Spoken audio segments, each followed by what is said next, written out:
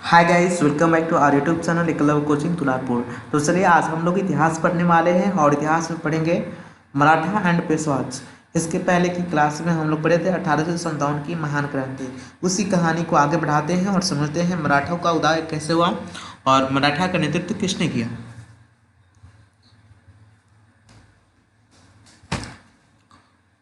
तो मराठा की जो संस्थापक माने जाते हैं वो शिवाजी को मानते हैं और शिवाजी का जन्म 1627 से लेकर जन्म हुआ 1627 में और इनका देहांत होता है 1680 में। और इनकी जन्म की बात करें तो 1627 ईस्वी में इनका जन्म होता है शिवनेर फोर्ट यानी कि शिवनेर दुर्ग पुणे में। और इनके पिताजी का नाम शाहजी भोसले हुआ करता है और इनके माता का नाम जीजाबाई था। और इनके एक आध्यात्मिक गुरु हुआ करते थे रिलीजियस टीचर जिसे रामदास कहते हैं। और इनकी जो प्रारंभिक शिक्षा होती है वो दादा कोंडदेव के द्वारा दिया जाता है।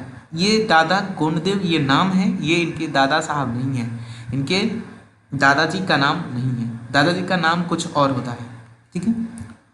और पहला अटैक इन्होंने 1648 में किया था जिसे तुर्मान का किला पर किया था। और मुगलों की बात करें तो इन्होंने मुगलों पे जो पहला आक्रमण था वो 1657 में किया था। और इस समय जो औरंगजेब हुआ करता था अहमदनगर का सूबेदार हुआ करता था। इसी आक्रमण में मुगलों की सेना ने शिवाजी को पराजित किया था। 1664 में सूरत की प्रथम लूट हुई। शिवाजी ने सूरत को लूटा पहली बार 1664 में। सूरत को इसलिए लूटा जाता था कि सूरत जो होता था वो मुगलों का बहुत ही फेमस बंदरगाह हुआ करता था, महत्वपूर्ण बंदरगाह हुआ करता था। यहाँ पे अपार मात्रा में धन हुआ करता था। और इसी लूट के बाद पुरंदर की संधि होती है 1665 में जिसमें मुगलों का नेतृत्व जयसिंह करते हैं और मराठों का नेतृत्व शिवाजी करते हैं। इसी संधि के बाद शिवाजी को जयपुर भवन आगरा में नज़रबंद करके रखा जाता है।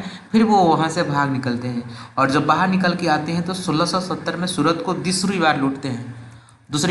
और 1674 ईस्वी में इनका राज्याभिषेक होता है, कोरोनेशन होता है रायगढ़ के किला में गंगा भट्ट के द्वारा, जो कि एक वाराणसी के पंडित होते हैं। इन्होंने एक नेवी की स्थापना करी थी 1678 में जिसके जो हेडक्वार्टर था वो कोलवा में था। कोलवा जो था मुंबई में होता था। नौसेना अध्यक्ष को दरिया सारंग कहते थे। ये बहुत ही इंपॉर्टेंट क्वेश्चन है कि नौसेना अध्यक्ष को मराठा साम्राज्य में क्या कहते थे, दरिया सारंग। 1680 में जब ये कर्नाटक के अभियान पे जाते हैं तो शिवाजी को डेथ हो जाती है। और इनको दो अच्छे उपाधि मिले रहते हैं, हिंदू बादशाह और छत्रपति महाराज। शिवाजी के राजदरबार में अष्ट प्रधान हुआ करते थे।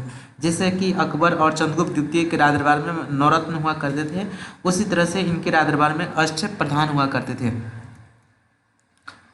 और जिसमें अष्ट प्रधान में पहला जो पोस्ट होता था पेशवा का होता था जिसे प्रधानमंत्री कहते थे।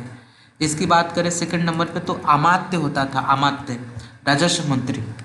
और तीसरा जो होता था वो सुमंत हुआ करता था जिसे विदेश मंत्री कहते थे। सर ए नौबत सेनापति को कहते थे। वाकया नबीस की बात करें तो सूचना मंत्री होता था। सुर नबीस की बात करें तो पत्रचार मंत्री हुआ करता था। पंडित राव जो होता था वो धार्मिक मंत्री को कहते थे। न्यायाधीश तो विधि मंत्री हुआ करता था। इसके बाद जो अगला उत्तराधिकारी बनते हैं संभाजी बनते हैं। शिवाजी के दो लड़के हुआ करते हैं, एक संभाजी और एक राजाराम। ऐसे तो बड़ा पुत्र संभाजी होता है लेकिन इनकी जो आचरण होती है थोड़ा अच्छी नहीं होती है, इसलिए जो शिवाजी होते हैं वो चाहते हैं कि उनका अगला उत्तराधिकारी संभाजी नहीं जबकि राजा राम बने। इसके बाद वो जब उमर जाते हैं तो किसी तरह से ये संभाजी ही उत्तराधिकारी का पद धारण करते हैं। 1680 से लेकर 1689 तक के शासन करते हैं। 1681 में ये औरंगजेब के विरुद्ध आकर अकबर की विद्रोह में उसकी मदद की थी। औरंगजेब के विरुद्ध अकबर के विद्रोह में उसकी मदद की थी।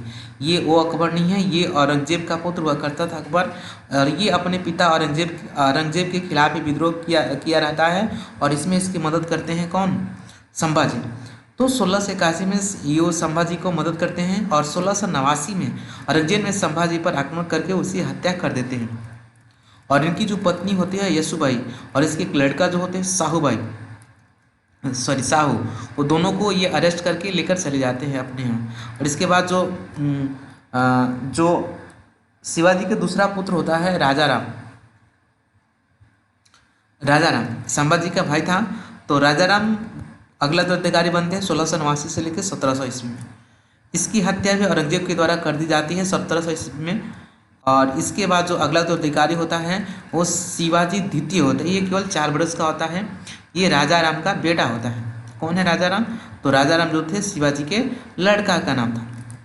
ये 4 वर्ष की उम्र में शासन पे बैठते हैं। मराठा साम्राज्य को राजा राम की पत्नी ताराबाई क्योंकि वो बहुत छोटा बच्चा था शिवाजी द्वितीय, इसलिए उसकी जो माँ होती है ताराबाई वो उसी को उत्तराधिकारी बनाकर ये उसके बदले में सिंहासन पर बैठती है। 1700 लेकर 1707 ईस्वी तक इन्होंने राजगद्दी पे बैठा। 1707 में औरंगजेब जैसे ही मरता है तो मुगलों का जो अगला बादशाह होता है बहादुर शाह प्रथम बनता है 1707 से लेकर 1712 तक। इसने 1707 में शाहू को आज़ाद कर देता है। जैसे ही शाहू बाहर निकल के आता है तो वो देखता है कि ऐसे इसके बाद तो आखिरी दबरदार होता है वो शाहू को ही बनना चाहिए था। मतलब मराठा का जो सम्राट था वो शाहू के हाथों में बनते थे, लेकिन उसको अंग्रेज कैद करके लेकर चला जाता है। इसलिए यहाँ पे जो शासन बनता है शिवाजी द्वितीय बन जाता है। तो इसलिए जब वो उधर से आता है तो वो विद्रोह करता है। बहुत सारे लोग चाहते हैं कि शाहू ही बने, तो शाहू इसमें जीतता भी है। खेड़ा का युद्ध कहते हैं, ताड़ाबाई इसमें हार जाती है और इस तरह से जो अगला उत्तराधिकारी होते हैं मराठाओं का वो शाहू जी बन जाते हैं। छत्रपति शाहू महाराज 1707 से लेकर 1749 तक शासन करते हैं। 1713 में इसने पेशवाई प्रथा की शुरुआत की और अपना प्रशासन जो है चलाने के लिए अपने पेशवाओं को ही अपॉइंट करके रखा था। इसने मराठाओं की जो राजधानी थी रायगढ़ से सतारा को बनाते हैं और नया कैपिटल सतारा बन जाता है। इन्होंने मतलब पेशवाई प्रथा की शुरुआत किया था। मतलब अब जितना भी सारा कंट्रोल होता था वो पेशवा के हाथों में हुआ करता था। पूछा जाता है कि मराठाओं के जो पहला पेशवा था कौन थे? बालाजी विश्वनाथ थे, जो 1713 से लेकर 1720 तक इन्होंने मतलब पेशवा के पद पे बना रहा। 1719 में दिल्ली की संधि होती है जो सैयद ब्रदर्स और बालाजी विश्वनाथ के बीच होती है। सेकंड पेशवा की बात करें तो बालाजी बाजीराव प्रथम होते हैं, जो कि एक बहुत ही महान पेशवा थे। प्रसिद्ध युद्ध उन्होंने लड़ा था 1729 में पालखेरा का युद्ध, जो कि बाजीराव प्रथम और निजाम उल मुल्क के बीच होता है। 20 साल में इसने 40 बैटल लड़े थे और 40 का 40 बैटल ये जीत चुके थे। 1740 में बाजीराव प्रथम जो थे मर जाते हैं नर्मदा नदी के तट पर 29 वर्ष की उम्र में। और बाजीराव प्रथम को गोद लिया एक बेटा होता है जिसको बालाजी बाजीराव कहते हैं। और इस तरह से जो सेकंड पेशवा बनता है बालाजी बाजीराव बनता है 1740 से लेकर 1761 तक। बालाजी बाजीराव इसने नाना साहेब पेशवा के नाम से जाना जाता है, इसे नाना साहेब पेशवा के नाम से जाना जाता है। 1749 में शाहू की मृत्यु हो जाती है और 14 जनवरी 1761 में पानीपत का बहुत ही भयावह युद्ध लड़ा जाता है जिसमें अहमद शाह अब्दाली और मराठाओं के बीच होता है। इसमें मराठा जो होते हैं पराजित हो जाते हैं। सेनापति जो थे सदाशिव राव भाऊ थे और इब्राहिम गाटी जो थे ये तोपची था और इसमें मराठा की हार हो जाती है। मराठाओं की जो अंतिम पेशवा हुआ करते थे वो बालाजी द्वितीय हुआ करते, बाजीराव द्वितीय हुआ करते थे। बाजीराव सेकंड है। बाजीराव सेकंड से ही मराठा साम्राज्य पर 1818 ईस्वी में अधिकार किया और इसे ब्रिटिश एम्पायर में मिला लिया गया। इस तरह से ये जो था ये मराठाओं के बारे में था। और आगे पढ़ेंगे हम लोग स्वतंत्र राज्यों को दे कि कैसे कैसे किस तरह से जो राज थे अंग्रेजों से धीरे धीरे स्वतंत्र होते चलेंगे। आई होप कि मराठाओं के बारे में अच्छी तरह से समझ में आया होगा। Thanks a lot. चैनल पर पहली बार है तो चैनल को सब्सक्राइब कीजिए और इसे दोस्तों के साथ शेयर कीजिए। फिर से एक बार धन्यवाद।